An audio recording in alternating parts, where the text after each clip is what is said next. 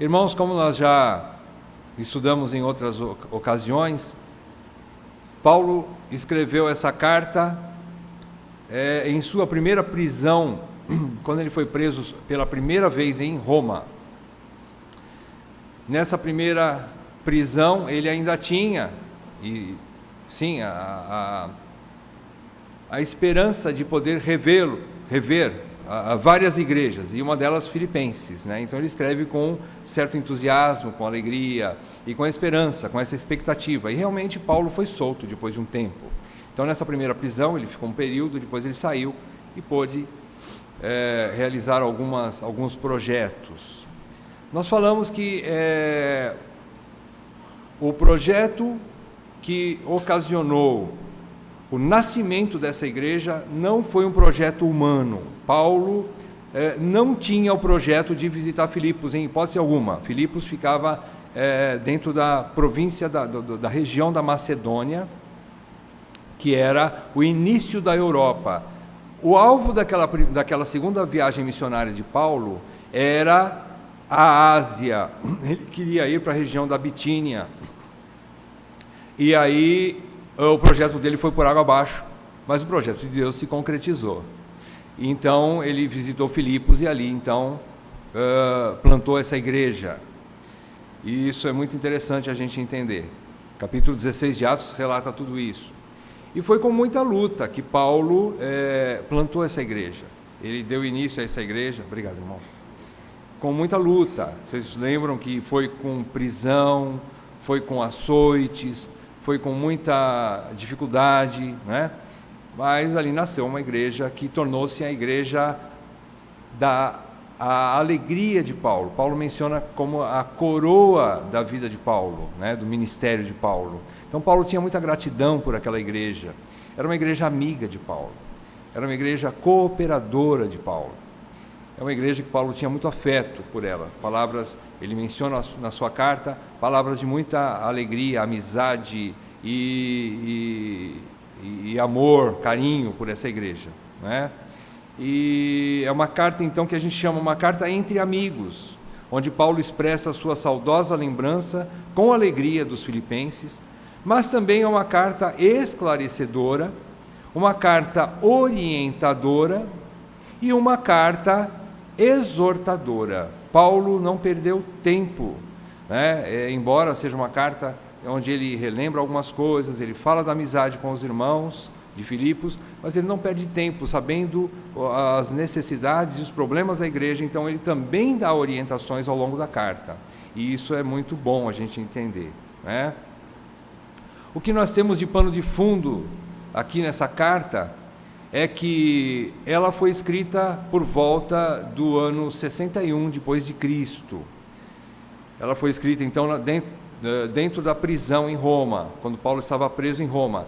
E nós podemos entender que aqui, nesse trecho em especial que nós lemos, do capítulo 1, versículo 12, até o versículo 18, nós temos como fundo que o Evangelho é mais importante do que a nossa liberdade. Em segundo lugar, nós podemos ver, e nós vamos ver ao longo desse trechinho, que a expansão da palavra é mais preciosa do que tudo. Em terceiro lugar, progresso aqui,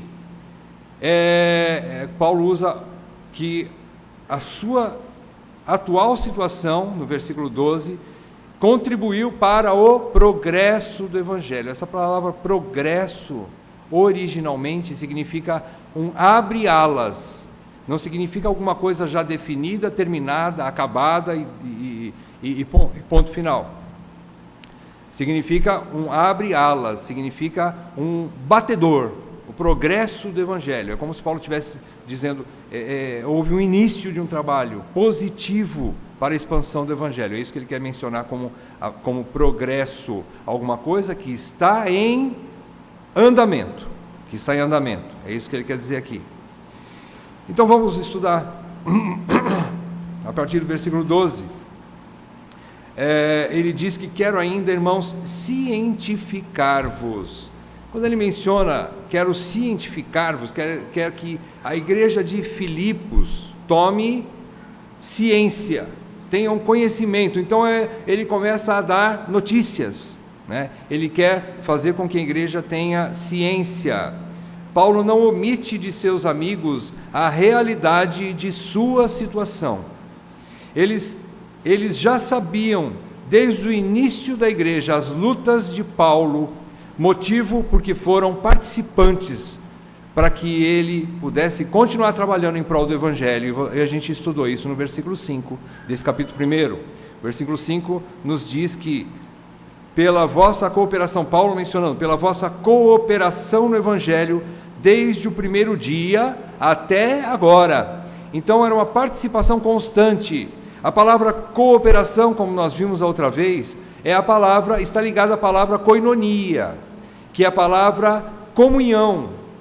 Então Paulo tinha gratidão e tinha alegria pela comunhão que eles, filipenses, tinham com ele no progresso do Evangelho, na contribuição, talvez oferecendo hospedagem, talvez, e isso é realidade, mandando dinheiro para o ministério de Paulo e outras coisas mais, né? Então eles eram participantes, eles eram cooperadores na expansão do Evangelho, e eles tinham já consciência de alguma coisa.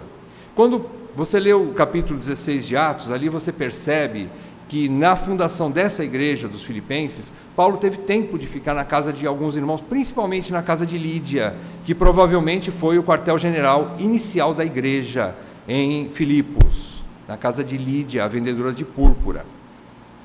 Provavelmente Paulo teve condições ali de ter comunhão com alguns irmãos, os primeiros irmãos da igreja, e explicar como é que está sendo o andamento da igreja, né?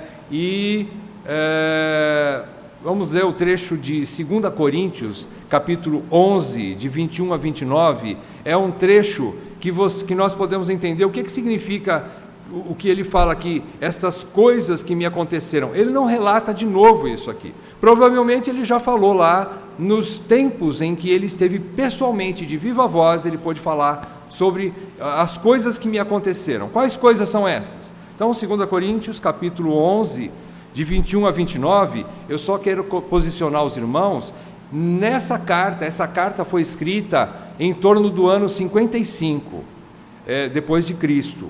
Como o Filipenses foi escrito bastante depois, em torno do ano 61, então essa história, esse relato de Paulo aos Coríntios, provavelmente Paulo contou isso para os filipenses, a sua história, que mistura com o Evangelho. E qual é a história de Paulo? Quais são essas coisas que me aconteceram? Vamos ver aqui, a partir do versículo 21, de 2 Coríntios, capítulo 11. Ingloriamente o confesso, como se fôramos fracos, mas naquilo em que qualquer tem ousadia, com insensatez o afirmo, também eu a tenho. São hebreus? Também eu. São israelitas? Também eu. São da descendência de Abraão? Também eu. São ministros de Cristo? Falo como fora de mim. Eu ainda mais. Em trabalhos, muito mais em prisões, em açoites sem medida, em perigos de morte, muitas vezes. 5 vezes recebi dos judeus uma quarentena de açoites, menos um, ou seja, 39. Fui 3 vezes fustigado com varas, uma vez apedrejado. Em naufrágio, 3 vezes. Uma noite e um dia passei na voragem do mar. Vocês lembram? Ele passou nesse naufrágio, ele ficou boiando na água, né? Em jornadas muitas vezes, em perigos de rios, em perigos de salteadores, em perigos de patrícios, em perigos entre gentios, em perigos na cidade, em perigos no deserto, em perigos no mar, em perigos entre falsos irmãos, em trabalhos e fadigas, em vigílias muitas vezes, em fome e sede, em jejuns muitas vezes, em frio e nudez. Além dessas coisas exteriores, há o que pesa sobre mim diariamente, a preocupação com todas as igrejas. Quem enfraquece, que também eu não enfraqueça? Quem se escandaliza, que eu não me inflame? Até aqui está bom. Aqui um relato que Paulo possivelmente levou aos filipenses, e Paulo quer dizer, para nós nessa noite, a gente pode adaptar esse relato de Paulo, do seu sofrimento, a essas coisas que me aconteceram.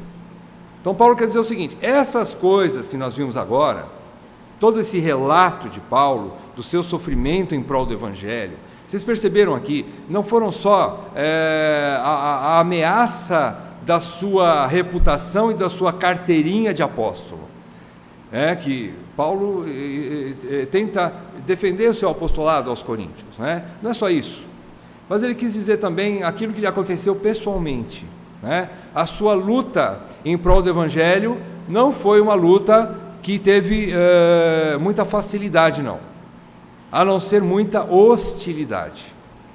Ele entendia isso, Paulo, quando ele relata que essas coisas, então a gente olhando tudo isso, meus amados, a gente começa a estudar, quando a gente estuda mais a fundo,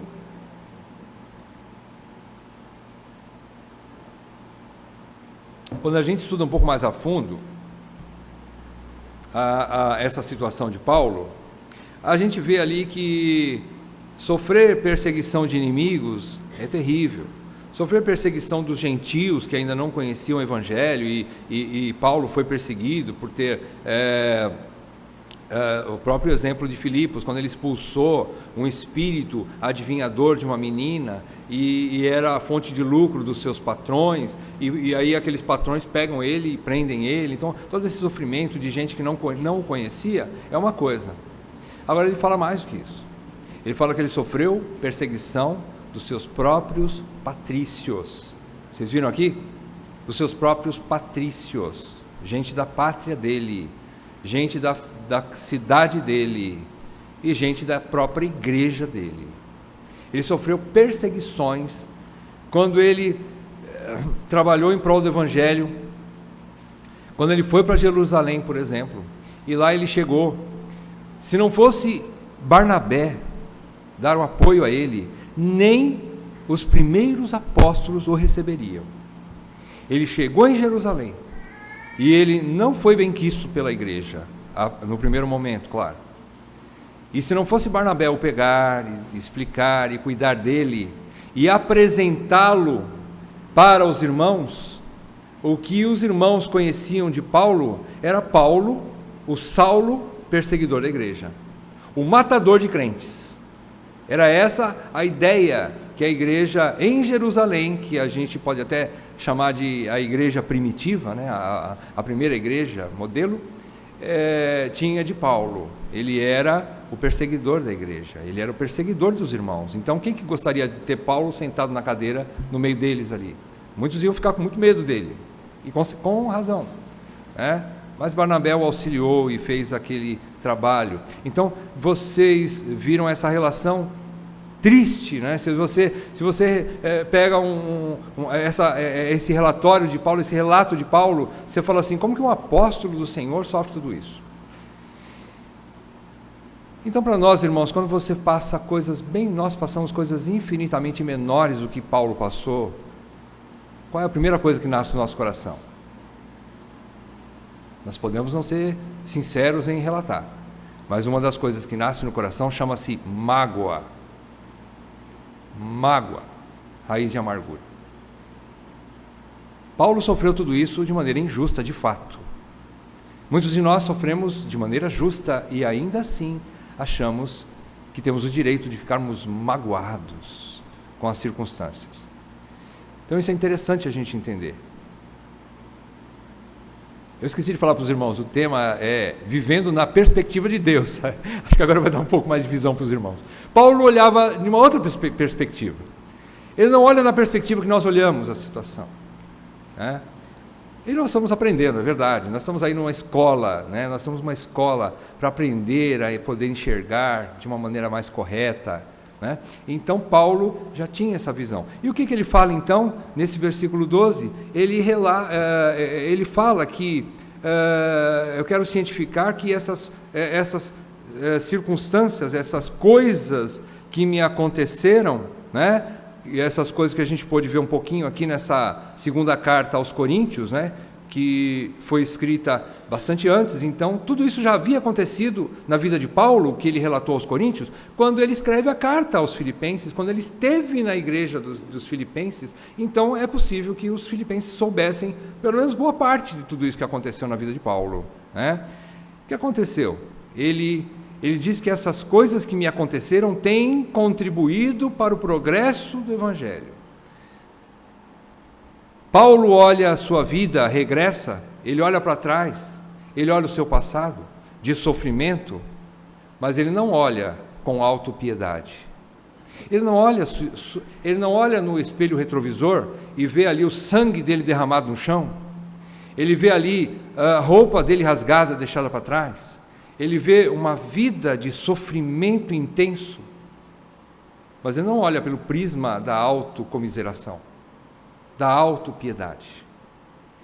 Ele olha muito mais além. Ele vê o progresso do Evangelho. Ele consegue ver algo positivo numa coisa extremamente negativa. Ele consegue ver algo de bom, onde qualquer um de nós teria tudo para dizer assim: Senhor, o Senhor errou comigo. Senhor, o que o Senhor está fazendo? Paulo tinha todo esse direito. A gente acha, né, que tinha todo esse direito de chegar para Deus e falar: Senhor, eu fui o que mais trabalhei em prol do Evangelho. Ele diz. E nenhum dos apóstolos pôde, e nem, eu creio que na glória também, se a gente conferir isso com os apóstolos, eles vão poder falar assim: não, Paulo, peraí, você falou que você trabalhou mais do que nós, peraí, você não entendeu bem a coisa. Eu acho, irmãos, que Paulo trabalhou muito em prol do Evangelho. Ele foi o apóstolo dos gentios, ele foi o que mais deu sangue e vida e suor em prol do Evangelho. Quando a gente vê a vida de Paulo, é isso que aconteceu. Ele diz que tem contribuído. Então ele não enfatiza o seu sofrimento. Paulo não está enfatizando o seu sofrimento. Ele não está querendo relatar aqui para os filipenses que vocês têm que chorar comigo, irmãos. Vocês têm que estar comigo aqui, pôr o ombro de baixo aqui, porque a coisa está feia para o meu lado. Já olha para o meu passado e olha para o meu presente, está na mesma. A situação está preta. E eu quero que vocês chorem comigo. Ele não está falando isso. Ele está querendo que os irmãos vejam algo além do sofrimento de Paulo. É isso que ele está querendo que a igreja possa entender. Essa contribuição do Evangelho, meus amados, e isso que ele vai relatar a partir do versículo 13, não é o que aconteceu com a igreja de Filipos, mas ele está relatando o que aconteceu lá dentro na sua estadia da prisão em Roma. Ele vai relatar o que aconteceu com a igreja de Roma. Então, ele diz que tem contribuído para o progresso do Evangelho. O que importa para Paulo não é que os homens lhe infligiram perseguições, açoites, apedrejamentos, cadeias, etc. Mas é ver que o Evangelho ganhou asas e progrediu mundo afora.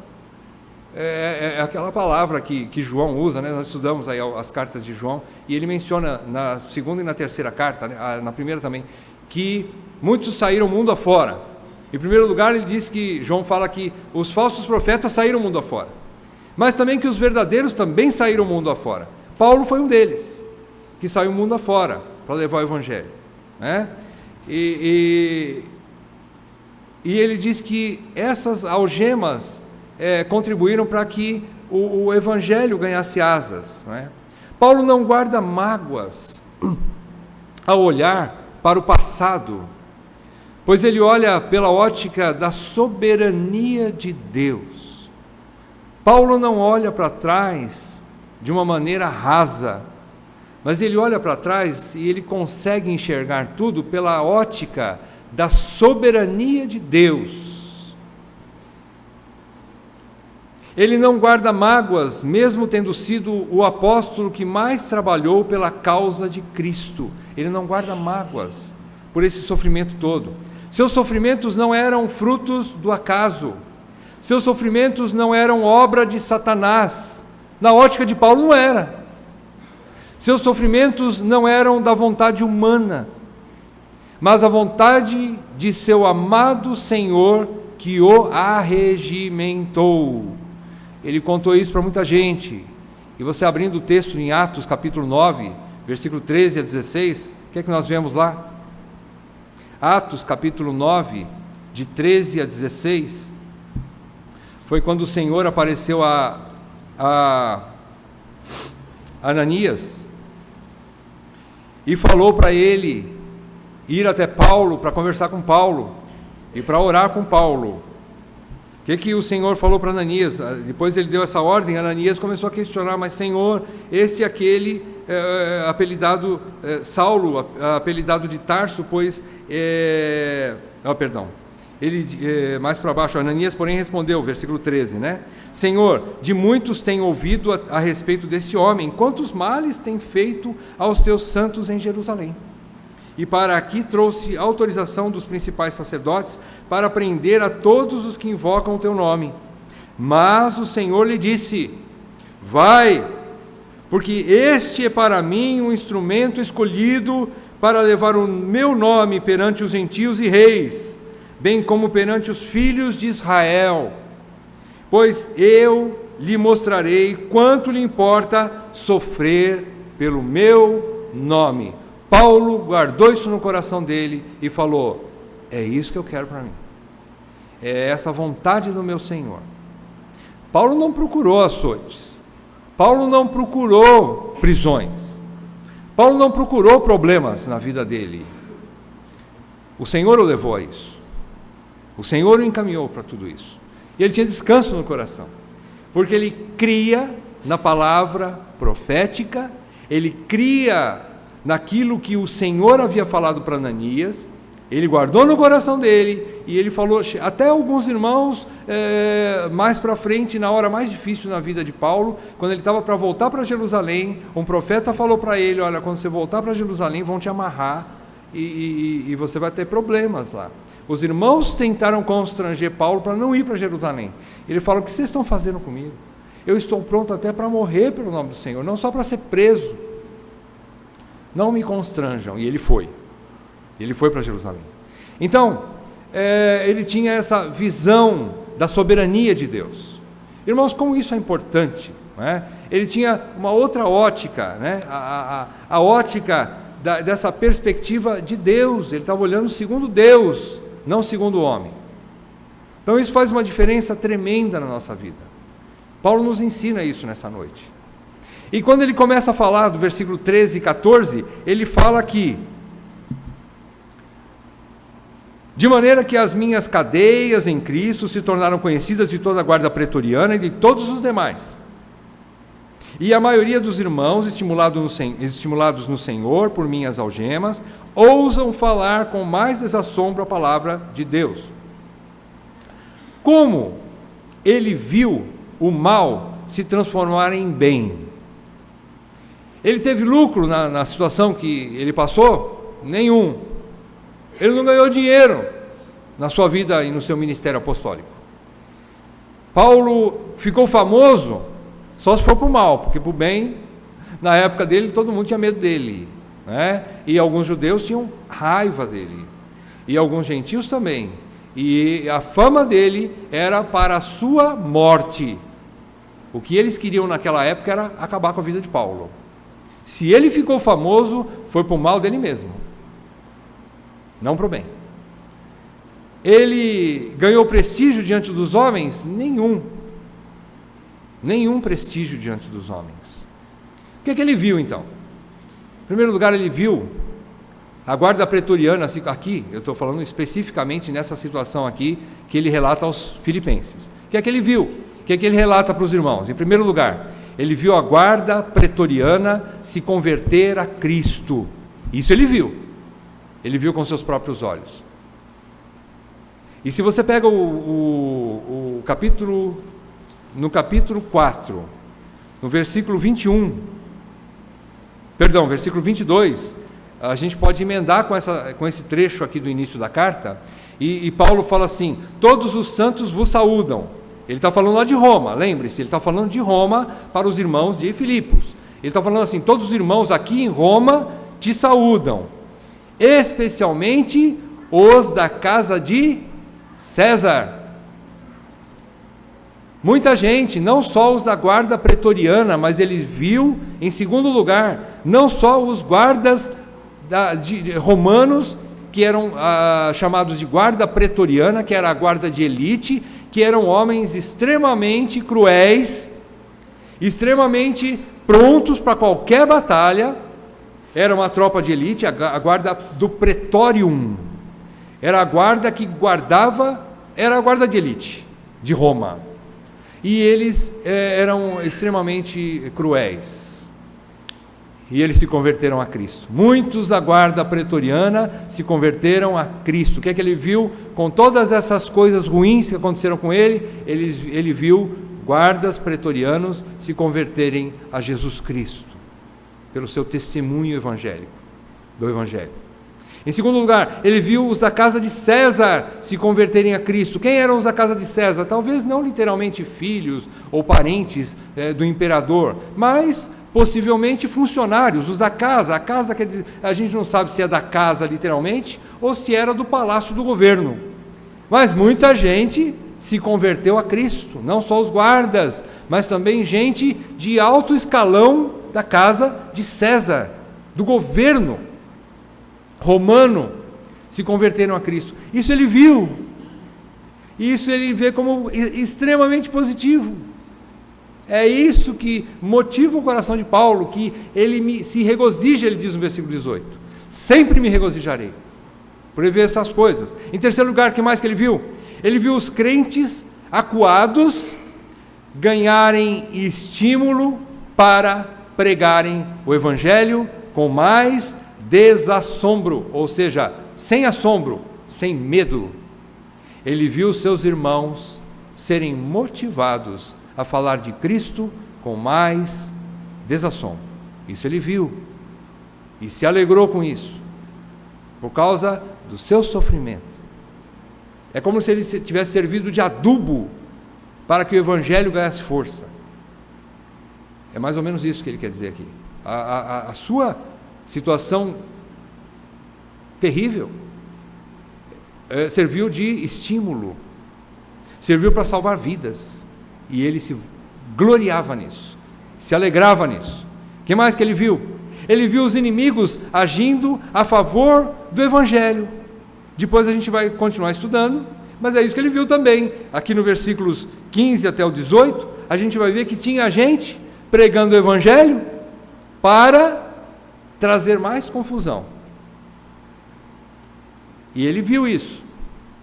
E Deus, na sua soberania, pegou aquilo que era pregado de uma forma insincera, de uma forma correta, mas pensando em trazer problemas para o Evangelho e para Paulo se tornarem bem. Aquilo que os inimigos projetaram fazer mal para Paulo, Deus fez aquilo se tornarem bem. E Paulo viu isso, ele viu isso. Uma coisa extremamente difícil de acontecer, lógico, né? E Paulo viu isso. Tem uma coisa que aconteceu com tudo isso na vida de Paulo, e Paulo não viu. Ele não viu, irmãos. Mas nós somos alcançados hoje. Paulo escreveu cartas. Paulo escreveu cartas. Isso Paulo não viu. E nós fomos alcançados. É maravilhoso isso, irmãos, né? O seu sofrimento, Paulo, quando escreveu essas cartas, contribuíram mais para o progresso do Evangelho do que ele poderia imaginar. Se ele imaginasse se ele podia imaginar e projetar que as suas viagens missionárias seriam um progresso muito grande para o Evangelho, ele não podia imaginar que ele escreveria cartas que atingiriam todo o globo terrestre. Todo o globo terrestre. Não só a região da Ásia, onde ele queria ir e não chegou aí naquele primeiro momento, mas hoje essa carta nos chega às mãos. E as suas cartas edificam a igreja ao longo de muitos séculos. As cartas de um homem, né, como nós, que sofreu, né, e deixou suas marcas de sangue nessa terra, né? E isso ele não viu. Essa carta, por exemplo, é uma das cartas da primeira prisão dele, né, em Roma. Quais são as cartas da primeira prisão? Ele escreveu Efésios, Filipenses, Colossenses e Filemão, são da primeira prisão quando ele estava em Roma, 4 cartas ele escreveu, não é? E essas cartas são maravilhosas, não é? Todas as cartas de Paulo, não é? A história delas também é fantástica, é gostoso estudar a história dessas cartas, né? E desse homem que Deus usou grandemente, né? E continua usando para a edificação da sua igreja. Agora, irmãos, vamos avançar um pouquinho mais, nos versículos 15 a 18. Paulo diz que alguns efetivamente proclamam a Cristo por inveja e porfia. Outros, porém, o fazem de boa vontade. Estes, ou seja, estes que fazem de boa vontade, eles fazem por amor, sabendo que estou incumbido da defesa do Evangelho. Aqueles, quem são aqueles? Aqueles que fazem por inveja e por porfia, aqueles que fazem por inveja e porfia, contudo, pregam a Cristo por discórdia, insinceramente, julgando suscitar tribulação às minhas cadeias. Mas ele encerra dizendo o seguinte: que me importa? Todavia, que importa? Irmãos, que palavra que Paulo fala aqui? Ele fala assim: isso não importa. Não importa se for com boa motivação ou com má motivação, não importa. E ele diz, uma vez que Cristo de qualquer modo está sendo pregado, quer por pretexto, quer por verdade, também com isto me regozijo, sim, sempre me regozijarei. Sempre me regozijarei. Aqui Paulo, a gente percebe que Paulo não azedou o seu coração. Paulo não azedou o seu coração com essas circunstâncias. Tinha motivos, como homem a gente diz, tem. Eu ficaria, provavelmente vocês também. Quem não ficaria? O homem que Deus estava usando ali para o progresso do Evangelho, tinha que sofrer tudo isso? Planos de Deus, os planos de Deus são infinitamente maiores do que os nossos. Os caminhos do Senhor estão muito mais elevados do que os nossos. Nós não temos como equacionar os caminhos de Deus. Nós não temos como marcar o trajeto que vai acontecer, acreditando que tudo do meu jeito, eu programo as coisas e elas acontecem com certeza. Ninguém tem nem Paulo conseguiu fazer isso. Mas ele viu coisas boas em tudo que lhe aconteceu. Paulo viu coisas boas, né? Então ele não azedou seu coração, mesmo na forma insincera ou com motivações erradas que alguns pregavam o Evangelho. Ele não se amargou com essa situação. Quais as razões por que alguns pregavam? Quais são essas razões que Paulo relata aqui, que alguns pregavam? Vejam bem, irmãos, eles não pregaram o Evangelho de maneira errada, isso que é interessante. Porque lógico, Paulo ficaria triste e muito aborrecido e muito bravo se eles tivessem pregado um Cristo falso. Mas eles não pregaram um Cristo falso. A motivação era errada, mas eles pregaram o verdadeiro Evangelho. E Deus, na sua soberania, usou para o bem da sua igreja, mesmo pregações insinceras, mas corretas. Eles pregaram correto. Isso é uma coisa, um milagre. Nós não conseguimos explicar isso, só o Senhor pode nos explicar um dia se Ele quiser. Mas foi assim que aconteceu. E Paulo então se alegrava. Ele não podia se alegrar se fosse uma pregação errada e incorreta do Evangelho, mas não é o caso. Ele se alegrou, porque mesmo a motivação errada no coração desses pregadores, mas a forma foi correta e acabou atingindo o objetivo positivo para a igreja do Senhor. E isso não é uma coisa muito comum, bastante raro. E Paulo conseguiu ver isso. Por que é que ele viu? Porque o seu coração estava limpo. No seu coração não havia raiz de amargura. Ele não viu, ele viu de uma maneira correta a situação. Então, quais as razões por que alguns pregavam? Em primeiro lugar, Paulo fala aqui no versículo 15, que eles proclamavam a Cristo por inveja. O que é que significa isso? Para a sua própria glória e fama, é isso que significa. Eles pregavam o Evangelho por inveja, ou seja, para que eles fossem exaltados mais do que Cristo. A motivação era errada, mas eu volto a dizer, a forma com que eles pregaram Cristo verdadeiro. Eles pregaram Cristo verdadeiro. mas a motivação era errada. Eles pregavam por inveja, para a sua própria glória e fama. Em segundo lugar, ele diz que foi por porfia. Vejam aí no versículo 15, ele diz que proclamavam a Cristo por porfia. O que é que significa por porfia? Achando que a igreja tem partidos e para ganhar adeptos, não para Cristo, mas para eles próprios. Então eles pregavam por porfia, querendo fazer divisões dentro da igreja. E assim, eles pregavam o Evangelho.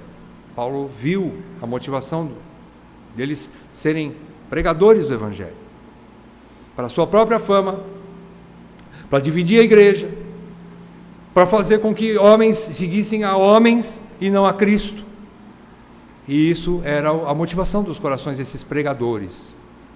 Em terceiro lugar, eles pregavam por discórdia, está aí no versículo 17. Eles pregavam por discórdia. O que é isso? Era uma busca maior por influência. Era mais ou menos o que aconteceu com Diótrefes. Lembra que nós estudamos na terceira carta de João? Era a motivação do coração de Diótrefes. E era a motivação desses pregadores. Eles pregavam por discórdia. Ou seja, para ter mais para ganhar influência em cima da igreja, para serem dominadores do rebanho. Então eles pregavam por discórdia. Em último lugar, Paulo diz que eles pregavam insinceramente, também está aí no versículo 17, insinceramente, julgando suscitar tribulação maior a Paulo. Eles queriam complicar a vida de Paulo mesmo. A motivação do coração deles era essa: a sua própria glória e o mal de Paulo. Eles queriam acabar com a vida de Paulo. Fazendo isso, eles julgavam que isso ia acontecer. Por isso eles faziam isso. Era a motivação dos corações desses pregadores. Não é? O versículo 16, irmãos, tem algo interessante aqui para a gente, que a gente ganha para nós nessa noite, como igreja e como membros, individualmente. O que é que fala o versículo 16? Estes por amor, sabendo que ou seja, que Paulo estava incumbido da defesa do Evangelho. Nós precisamos entender aqui que estou incumbido da defesa do Evangelho, e os irmãos que pregavam sinceramente e pregavam por amor, e os irmãos que estavam realmente do lado de Paulo, nesse sentido, eles entendiam isso. E Paulo sabia falar porque eles sabem que eu estou incumbido da defesa do Evangelho. A palavra no grego aqui originou uma palavrinha que nós conhecemos hoje em dia, que é a palavra apologia. Fazer apologia. Eu faço, porque Paulo disse assim, eles sabem que eu faço apologia ao Evangelho. O que significa isso? Eu defendo o Evangelho. Eu defendo o Evangelho.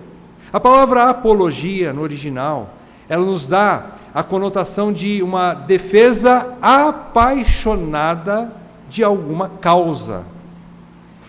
Era mais ou menos como se Paulo estivesse dizendo o seguinte: eu faço apologia ao Evangelho, eu defendo o Evangelho até a morte. Eu defendo apaixonadamente o Evangelho. É isso que Paulo relata aqui. E ele diz que os irmãos fazem isso.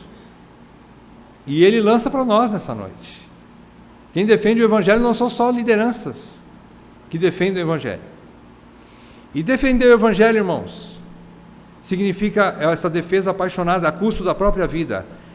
E essa defesa do Evangelho que Paulo está falando aqui é muito mais do que pregar o Evangelho para quem não conhece a Cristo, ou exercer discipulado a novos convertidos. Isso, irmãos, é relativamente fácil, mas ele fala, essa defesa do Evangelho é mais do que isso. Defender o Evangelho é proteger o Evangelho contra os ataques dos inimigos que querem ridicularizar, que querem diluir ou desacreditar o Evangelho no mundo. Irmãos, é o que os apóstolos faziam o tempo todo. Vocês lembram as cartas de João? O que João fazia ali? Ele não só falava a importância de pregar o Evangelho, Pregar o evangelho para quem não conhece é fácil. É como dar comida para quem está necessitado de comida. Defender o evangelho é enfrentar aqueles que falam mal do evangelho. E nós somos chamados a isso. Nós todos somos defensores do evangelho. A igreja precisa aprender a defender o evangelho. Volto a falar, pregar para quem não conhece é fácil. Discipular novos convertidos através do evangelho é fácil. Difícil é nós enfrentarmos e não fugirmos da raia na hora que pessoas falam mal do nosso Cristo, pessoas que falam mal do evangelho do Senhor Jesus Cristo, da palavra de Deus. Defender o evangelho é isso. Precisa de coragem, né? Precisa de ser robusto, ter conteúdo. E Paulo então nos chama entre linhas para nós conhecermos o evangelho. Como é que você vai defender alguma coisa que você não conhece? Quem defende alguma coisa que não tem familiaridade com aquela coisa? Como que você defende alguém que você não conhece? Então nós somos chamados a conhecer o evangelho. Todos os membros. Isso aqui não é coisa exclusiva de liderança, irmãos. Eu volto a dizer. A igreja do Senhor Jesus Cristo tem por obrigação ter profundidade em Cristo. E profundidade em Cristo é profundidade no estudo da palavra de Deus, irmãos. Não é nada místico, não é nada misterioso, e não é nada fora do nosso alcance. Nada fora do nosso alcance.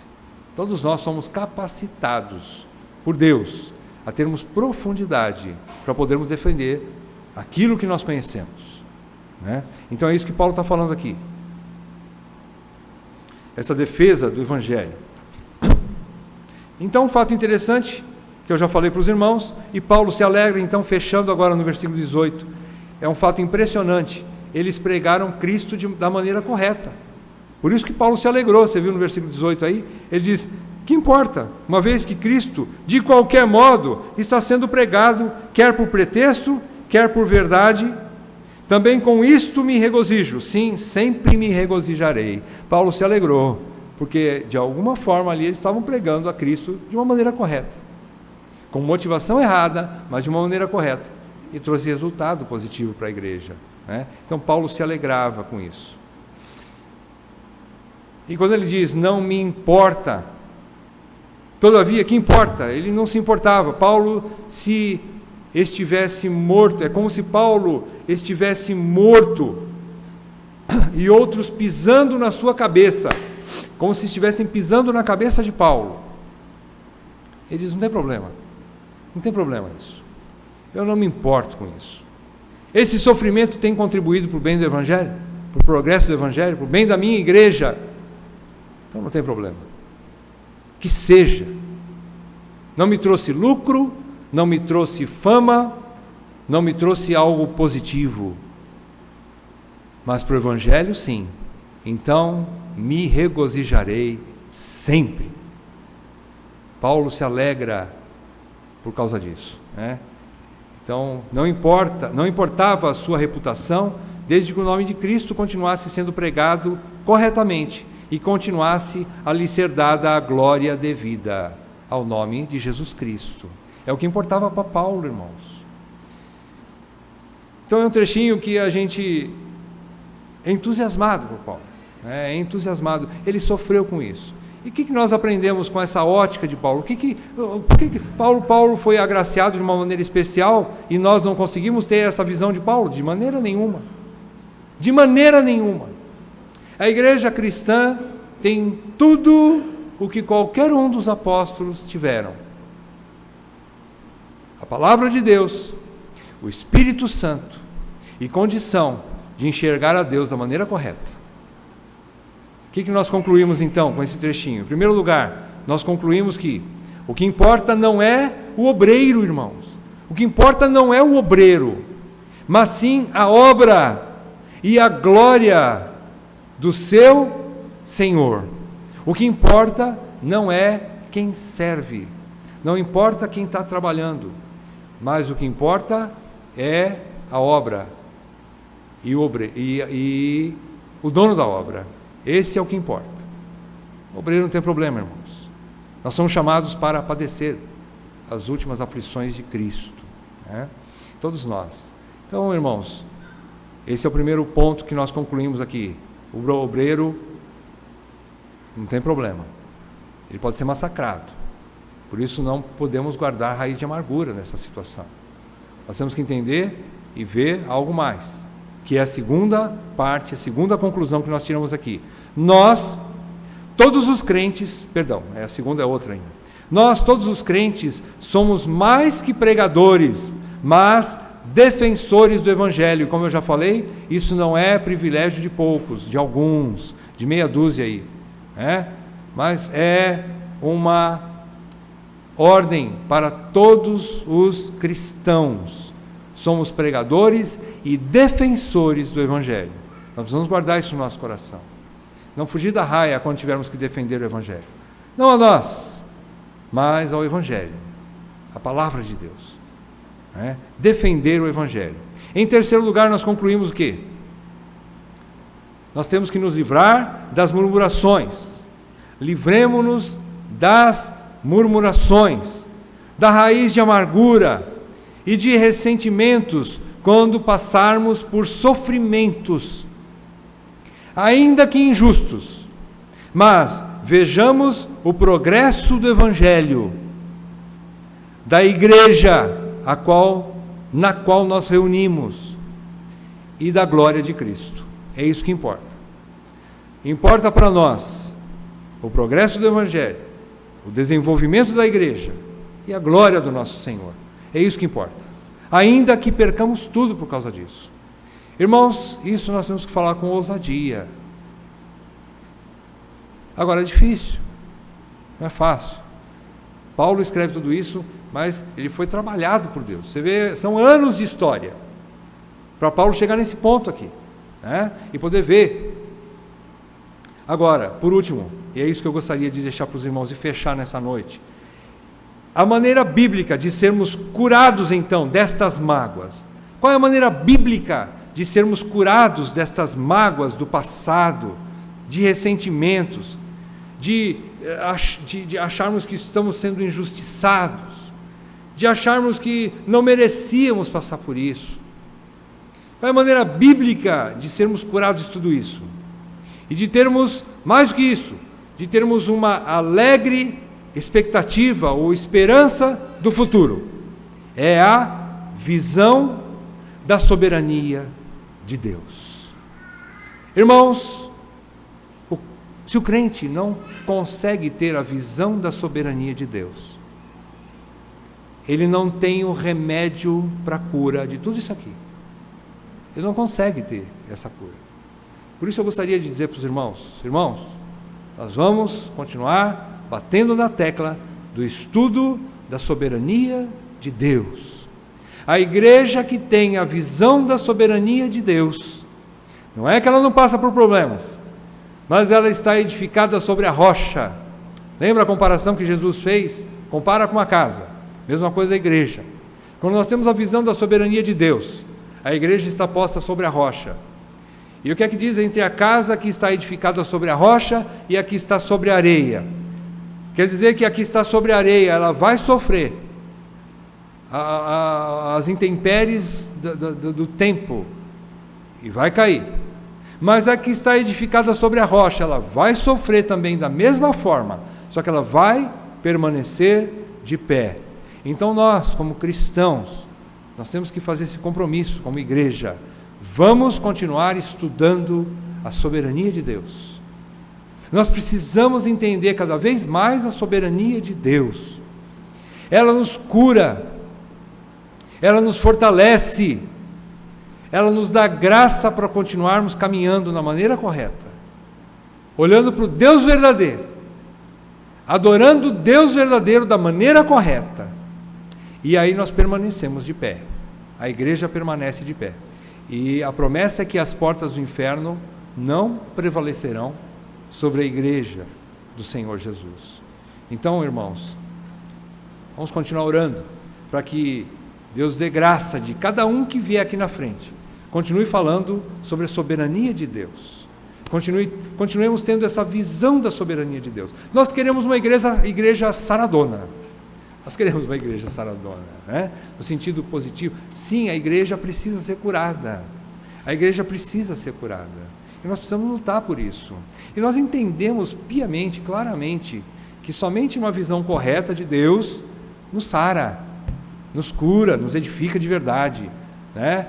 E então nós vamos continuar batendo nessa tecla, se Deus permitir, né? Fazer como Paulo, ele continuava ensinando essas verdades. E assim nós queremos também continuar nesse mesmo caminho. Orem pelos irmãos que são incumbidos de trazer a palavra de Deus, irmãos, para que eles não percam a visão da soberania de Deus. Jamais. Amém?